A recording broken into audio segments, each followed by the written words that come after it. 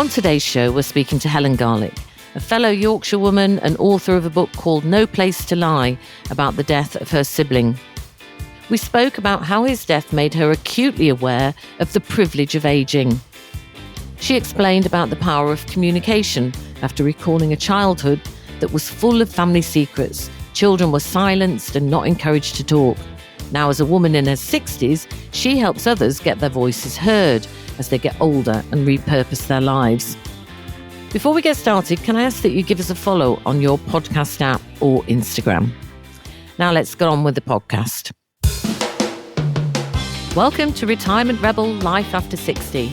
I'm your host, Siobhan Daniels. Join me on a journey to meet inspiring rebels who've redefined retirement. Together, we'll explore new passions, triumphs over challenges, and discover the vibrant possibilities of life after 60. This is about living boldly, not just aging. So, are you ready to rebel?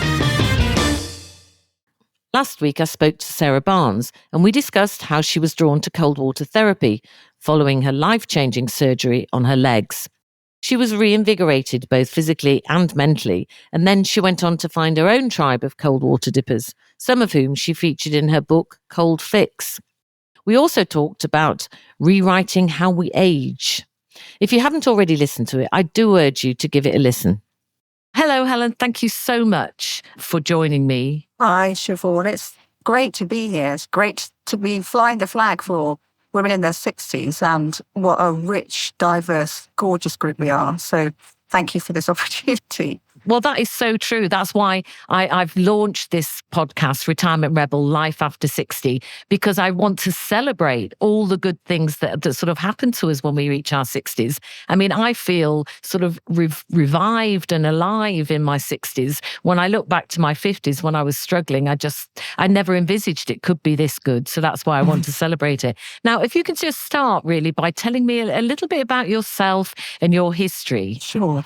Okay, well, I'm 65, as we've talked about, and I was born in Doncaster in Yorkshire, and I'm currently living in North Devon, just by the sea. So I look out to somewhere called Morphine, which is, it's kind of like cinematically beautiful.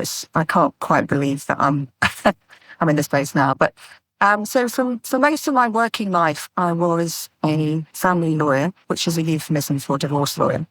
But I tended to specialise more on the talking solutions side. So I became a mediator and then something called a collaborative lawyer. So when people split up, they could do things by talking rather than going to court. And I trained lawyers to do that. So I think I'm all about talking. But, the roots of that, Siobhan, are in my background because, I was brought up by parents who were in the silent generation, those are the people who kind of born between the two wars. And which was a very tough time, actually.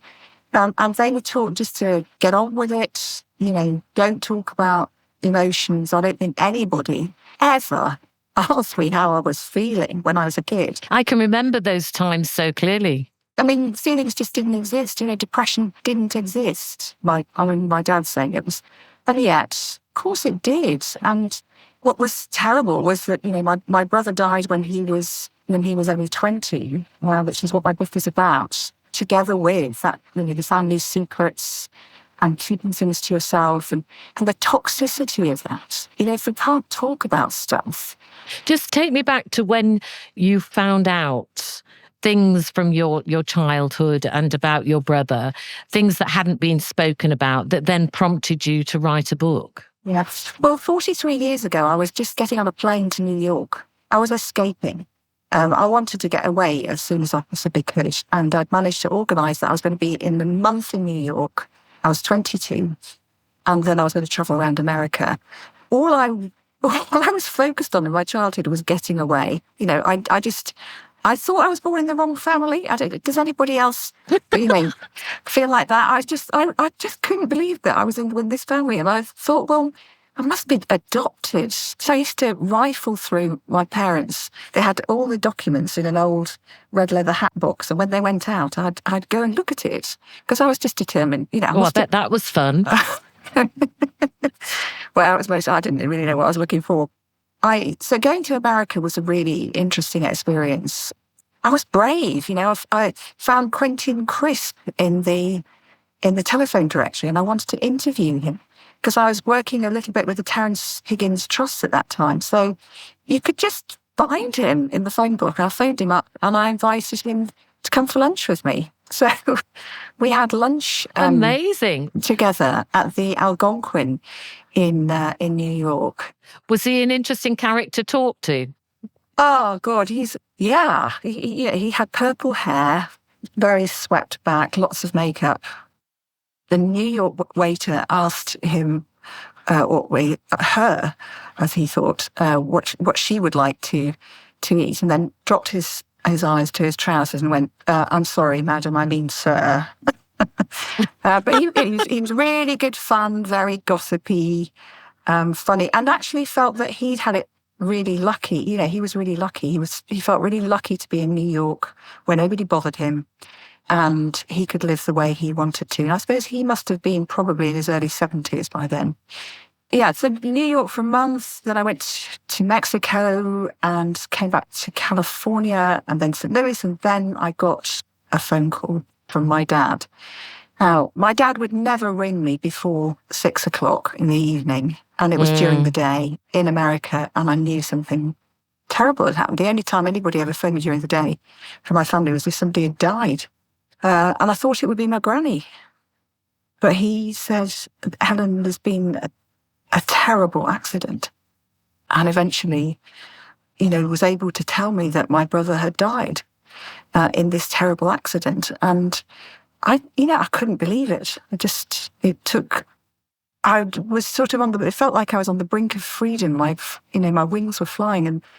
And then this brought me right back. And for years, my parents maintained it was a terrible accident, although I eventually found out that he'd taken his life.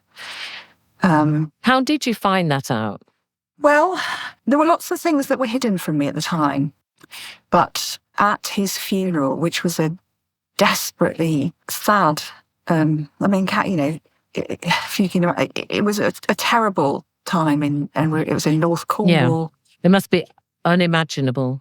Bleak, dark clouds which felt like they were pressing down on us, and rooks or crows calling around. And then his coffin was carried by his best friends. So 21-year-old lads who were carrying the coffin. And afterwards, his very best friend, who was a farmer, who I called in the book Nick Kane, just couldn't be found. He ran off. So desperate, just crying and couldn't stop. He ran away, and people went out to look for him. They couldn't find him, so I went out to look for him, and I eventually found him in what was called the Revel Field in this village called Morphine Church in North Devon, and he was sobbing and couldn't believe he'd lost David. But then, as he was explaining, he's telling me how sad he was, and then he was saying, "But it's worse for you. You're his sister." But then the story kind of came out in dribs and drabs that he and my brother had talked about suicide. They both had difficult relationships with their fathers, and that he felt that he now needed to go ahead with his death. So I needed to know that this guy was going to stay on the planet. So I became friends with him, and then close friends, and then, we eventually became lovers, and we talked it all through, so he was able to talk to me about his relationship with his dad and about how, David had talked about it. So, that is just unimaginable and so sad and such tragedy. But out of that, you have now created these platforms, haven't you, where you enable people to be able to talk. You actually encourage them to talk. Yeah. Has that been a hard thing to do? Well, that's a really good question, because I think I was taught really to be quiet when I was a little girl. Children should be seen and not heard. And that girls were really there. I can remember years and years before that happened, overhearing a conversation between my dad and somebody on the phone. And they were asking about what my brother was doing and what I was doing. And, my dad said, "Oh, well, David will go into the family firm," which was a solicitor's firm, and become a solicitor. But it doesn't really matter what Helen does because she's a girl. I was listening to that going, no way! You're not taking that away from me. So I was the one eventually who became a solicitor, and it was a really good thing to do. It forced me way out of my comfort zone. I mean, I was never so terrified as being in front of a district judge and having to present my case. And, they used to tear you to pieces in those days in the interests of education. Was it harder being a woman in the legal system?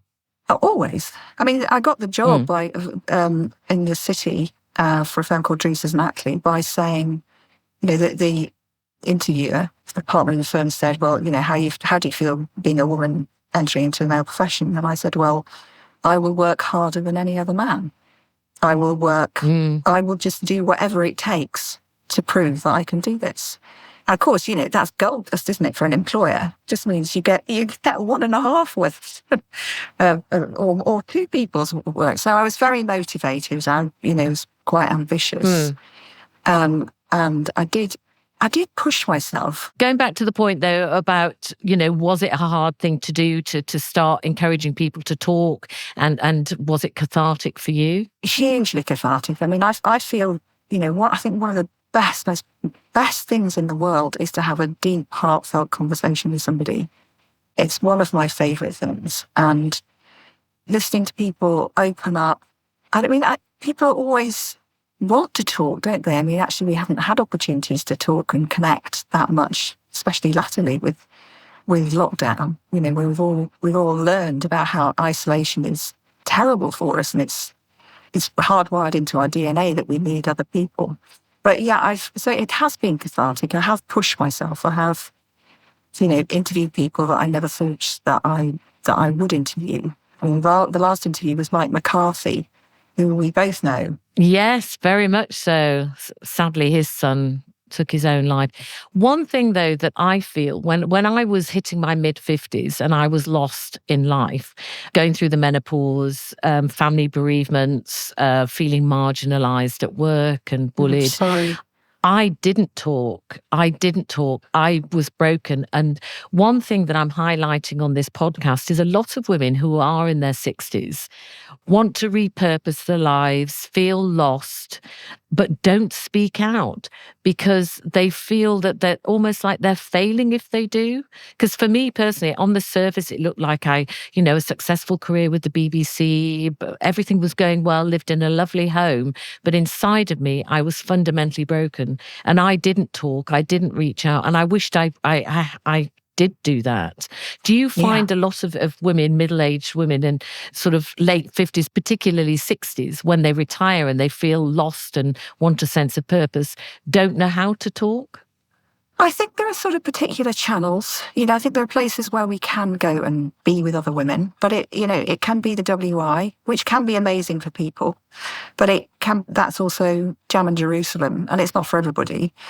There are quite a few women that I know who are probably a little bit older, but who are terrified about coming out again, at all after lockdown. And then for other women, it's the time of our 60s, it's like we do need to repurpose ourselves because usually our kids have left home. If we've had kids, our partner may still be at work or maybe retiring. But it's about finding ourselves again. I'm actually grateful for every wrinkle that I've got because I'm really lucky to have got them. Like, if I'd have died I'm never going to have Botox. I'm never going to have any of that other stuff. We've earned these wrinkles. We have. Yeah, we've earned these wrinkles. We've aged, we've lived, we've laughed, we've loved, we've earned them all. And that's what I keep telling myself when I see them in the mirror. But don't you think that from a very early age, it's indoctrinated in us to sort of feel that they're a negative and that we need to fight them instead of going with them? Oh, totally. I mean, if we are objects of people's interest or whatever, then, you're supposed to be pretty or this or that to be. But I think I know now a lot of women who are in their 60s who are redefining what it is that they want and chucking all the stuff that we've been given into the basket, because into the wastepaper basket, because we don't need it. It always felt to me when I was growing up that, like, the people who, like the 60s were vaunted as being this amazing era when people were having free love. And my experience in a village in Yorkshire was that nobody was doing any of that. It was actually in the 60s, nobody was. It started happening in the 70s, which is when, you and I were out there and could do, it was an amazing time to be a teenager in the 70s. I was really lucky. I was at school in Sheffield and my mates were Heaven 17 and the Human League, and there was this incredible drama group in Sheffield called Meat Whistle, which was funded by the city council. It was extraordinary. We used to do mad things there, but that really fostered a lot of creativity from Sheffield youth. As Ian Reddington, who went on to be a great actor. When you were doing all that in the 70s, did you envisage that your life, when you reached your 60s, would be what it is? Or did you think... No. No? Well, I'm saying it was an amazing time in Sheffield, but actually it was the guys who were usually doing the performing on stage. We would be helping so much. So, and I think I always saw myself as having a bit of a kind of like helping role. The thought of being in my 60s, if I looked at my grandparents, my grandmothers, they were old when they were 55. They were really old, hair in a bun, just keeping relatively quiet most of them. What's an interesting thing there, though? You say they were old, as if old is a negative thing. And one thing I'm trying to do when I'm talking to people is to sort of say, old, it's a period of your life, but it doesn't have to be a negative. But I think we've all learnt when we say old, it's almost as if we don't look good or we're not functioning as well, and I was saying to another guest once about, we don't have to say I'm young at heart. We can be old at heart. We need to re-own old. We probably do, although I still prefer the term vintage. I don't know, it just my grannies were still... Oh, wine. Well, but vintage or retro still sounds... I can't, I am old and I embrace that for me. What I'm meaning about my grannies is that they didn't really step out of line. They lived a relatively tight life. And I think we were brought up, our generation was brought up to still, we were brought up in the patriarchy, weren't we? The patriarchy is all around us in any event, but we were brought up... Well, it's still here now. Of course it is. And we were brought up to look after other people. And, so I was desperate to run away. Then I was desperate to be a wife. I was desperate to have children. I was desperate to have all those things as if that would make me into a person. And of course, I've been blessed with those experiences, but that's not who I am. I am Helen. I'm Helen Garlick. And I, was a wife. I am a wife now. Second time around, got children, live in an amazing place, but that's not the essence that I'll be going to to the next life with. I'm just going to interrupt for a moment to shamelessly plug my book, Retirement Rebel.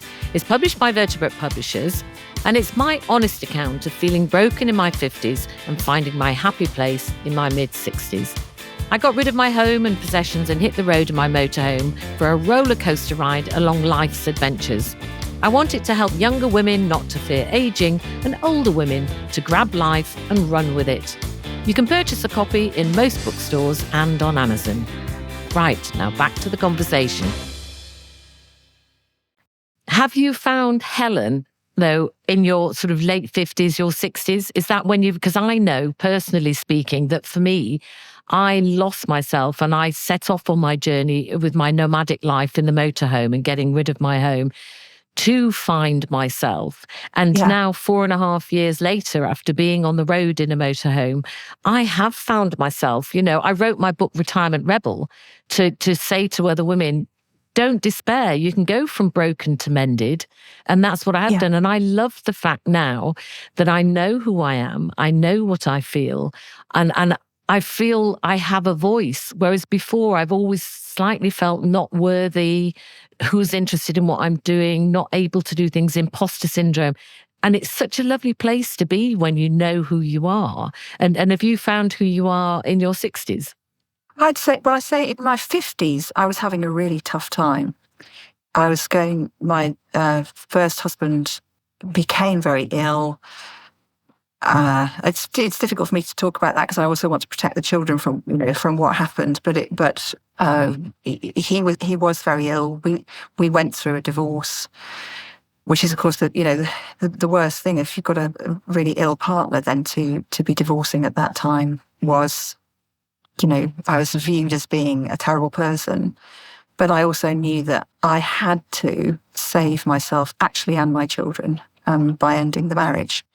So I remember feeling I was incredibly alone, Siobhan, very isolated. I had 2 or 3 people who were standing by me, but a lot of the time I was being judged really harshly. And yet I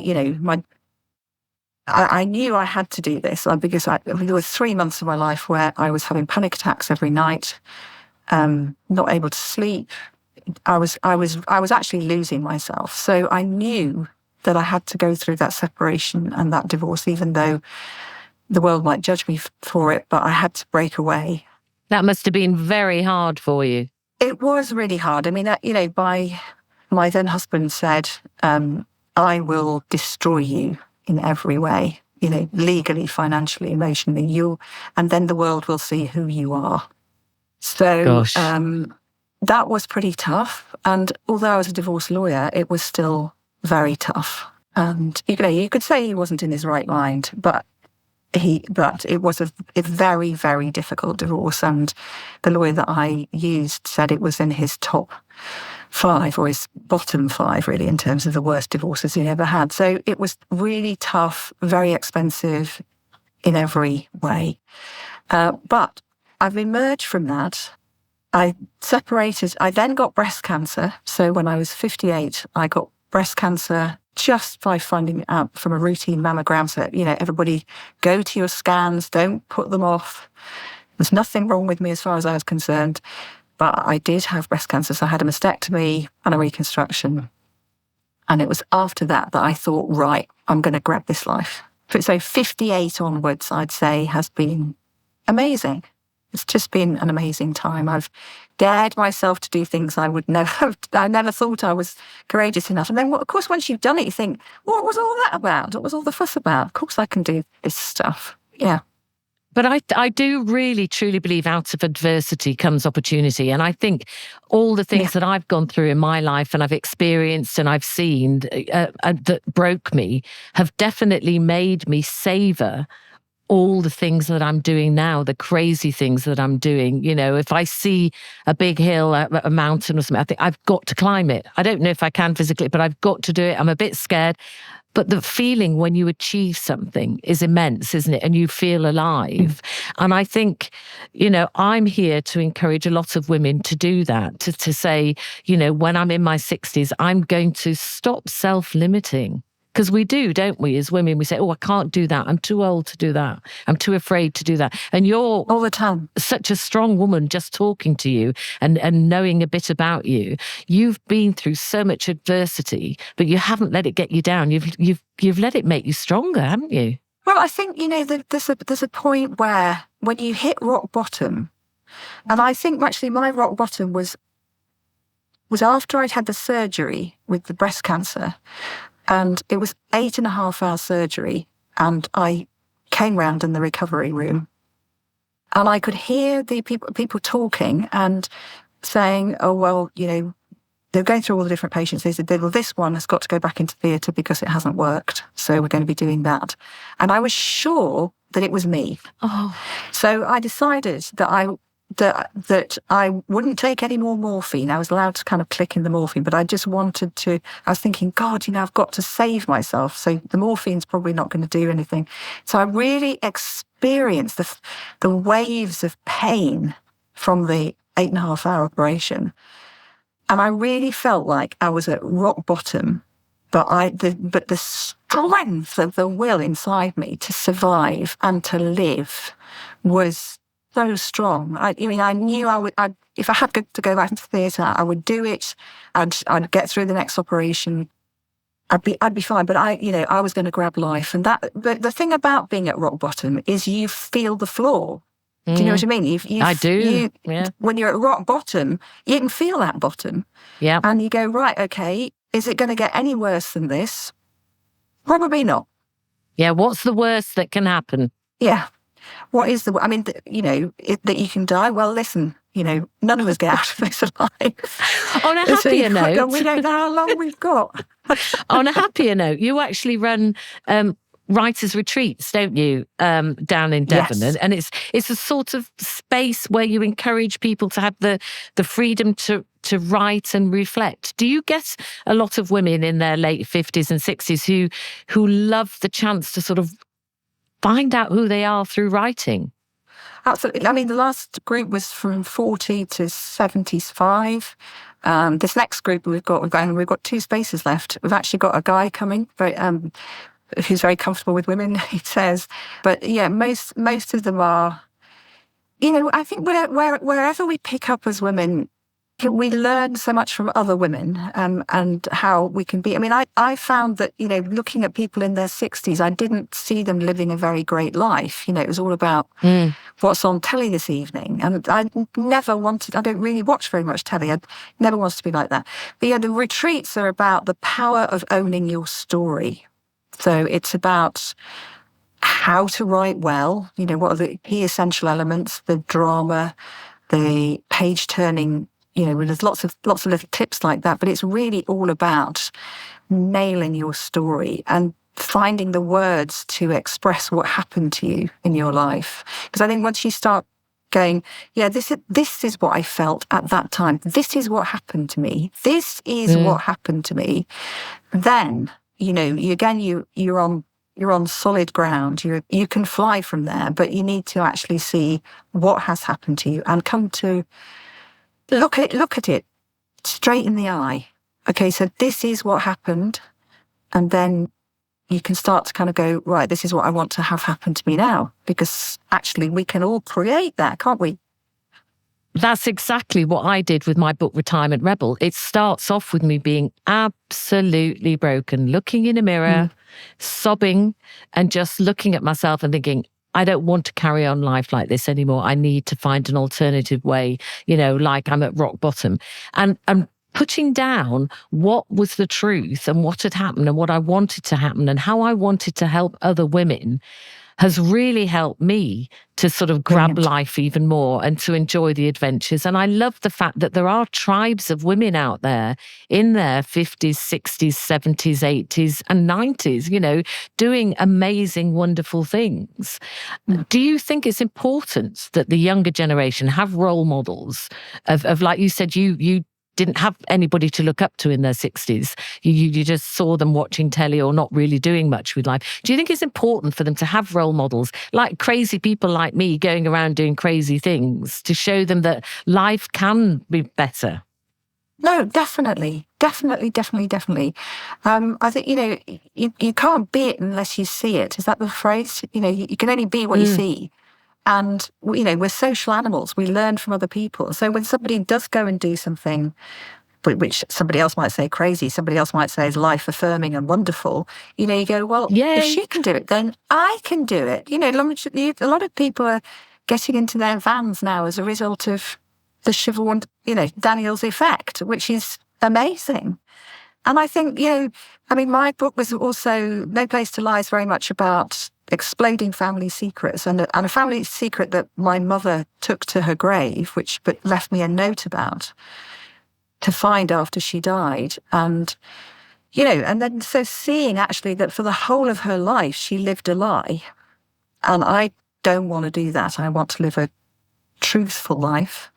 I hope I inspire people, but I also think I don't think we should get too caught up in that almost, because it's like, even if you're the only person that you're pleasing in this life of yours, then still go ahead and do it. Because I think we need to give ourselves permission to please ourselves, to do what we want to do, to follow our star. So I think so often we've actually waited for somebody to come up with some kind of ticket and go, here you go, this is now your permission to do what it is you want to do with your life. Nobody ever does that. Spoiler alert, that's never going to happen. You've got to do it yourself. I love that follow your star. I think that's so true. I mean, I know when I was heading off, I didn't really want to agree with the cards that I thought society seemed to be offering women who were heading into their 60s. I wanted to forge my own path. I didn't really know what it was, but I suppose that's what I was doing. I was following my own star. Yeah, you were. You were. You probably know an awful lot more about the stars nowadays than you did when you set off, I should think. When you go. Oh, I love that. That's one of my favourite things, is just wrapping up in a blanket, getting a hot water bottle and shoving it down in the blanket and sitting outside my motorhome and just looking at the stars when it's really quiet. I mean, things that I did again as a child and you stop doing for about 40 years of your life. And then you suddenly think, why am I not doing this? It's almost like, well, you know, you're being too childish. What the heck? It doesn't matter if I'm childish. It's making me feel happy. And I think happiness and kindness are the two most important things to help you age in a positive way. Definitely. Yeah. Yeah, and I'd add connection in that as well. I mean, I think that, you know, to have connection with good people, you know, which you get connection by communicating, by talking. So it's like communication, connection, and community. You know, those 3 C's, so that you know, the braver each of us becomes, the more each of us steps into our own power and follows our star, then it also encourages other people to do that. I mean, I got an email this week from somebody who is, gosh, she's 22, I don't know, but I met her at actually her granddad's funeral. Her granddad was an amazing guy, but she's a wonderful young woman. I mean, I've seen her sort of once or twice at other events, but anyway, she wrote me, she was the dearest. She wrote me an email to say, I just so love what you're doing. And I've bought your book for my friend who's about to start to be a law student, and that I think that's going to inspire her to be a law student. And I was thinking, you know, we writers are easily pleased, aren't we? But I love it. I can't tell you how much I love it. It fills your soul wonderful. when somebody connects to you. And it doesn't matter how old you are, if you've made that connection. And that's what I think this intergenerational connection is so important. It's so important to help us all age positively, regardless of whether we're young or we're old. The youngsters can see that we're vibrant when we're old, and we can see that the youngsters have got something to bring to the table to help us as well. I get really cross when people say, oh no, people in the 60s, they don't use social media, they're not doing this, they don't understand it. And they write us off for doing that. And then I think, here we are, you've got your YouTube channel, I'm doing a podcast, I've got my Instagram and my blogs and various, you know, we are using it. Maybe we don't put as much on there as the younger generation do, but there's an awful lot of people in my tribe in the 60s who watch things on Instagram, watch things on YouTube and are involved in it, and enjoy what the youngsters are putting as well. Yeah, I mean, it's a place where actually you can, again, mix with people with all sorts of different ages, you know, different countries, which is really interesting. It's kind of intriguing. Although ultimately, you know, I think social media is great, but I also think real life connection is just the best. Oh yeah, I love meeting up with fellow van lifers and tribes of women who just feed my soul as well. I learn from them just as much as I'm hoping that they're learning and inspired from me. But it's been absolutely wonderful talking to you, and I really have enjoyed you being on my podcast. But I do ask all my guests one last question before they go. And this podcast is called Retirement Rebel Life After 60. So basically, I want to ask you, when's the last time that you felt like a rebel? You know what? I think it's sober dancing. Okay, so I don't drink very much these days. And when you kind of get on the dance floor the first time when you are sober, you know, and you think, I'm never going to be able to do this, I'm never going to be able. And then you can just dance, but you can dance and you can really enjoy your body and, you know, the moves and everything else. And actually, you know, the alcohol would just used to tell you were a better dancer, but it lied because you were less coordinated. So I think sober dancing is where I feel pretty rebellious. So actually, there was a funny thing. We went to a party last year and I was dancing and there was a guy that we knew who's next to my husband, Tim, at the bar. And he looked at me and he said to the barman, "I want whatever she's having." And the barman said, "She's having water." She's having water. Fantastic. That was good fun. I like that. I particularly like it because I have just finished a year of being sober curious. And the first thing, when I gave up alcohol last year, the first thing that really scared me was going to my niece's 40th birthday party without having a drink. And I was thinking, oh God, I don't know if I can do this. And I remember standing on the edges at the beginning, feeling nervous. I was on the dance floor at 2:00 in the morning, dancing like a nutter by the end of it and thoroughly enjoying it. And it was a revelation to me that you could actually have a good time without alcohol. So there you go. I'm not alcohol free now. I did have a couple of glasses of champagne on New Year's Day, thinking that would open the floodgates and I'd be off. But I've not had another drink since. So I don't think I'll be having much alcohol. But I won't say never, never again. But I don't really want it when I'm out socially at the moment. But it's been lovely talking to you. Fantastic to be on your programme. Thank you. And it's great to be with another woman, celebrating our 60s. Yay, here we go, onwards and upwards. And if somebody wants to get your book and they want to get in touch with you, what do they do? Where do they get it from? Okay, so No Place to Lie. It's stocked in Waterstones and foils and Amazon, the usual kind of channels. And if they want to get in touch with me, they can get in touch with me on Instagram at Helen P. Garlick or on LinkedIn or Facebook or through the YouTube channel, which is called Hello, It's Better to Talk. Well, it's been lovely talking to you. Thank you so much. Big love and love and light to everybody. I hope you enjoyed that conversation as much as I did. I wanted to take a moment, though, to reflect on it and share with you what I'm going to take away from chatting to Helen Garlick. I learned this, that communication is key to finding our way in life.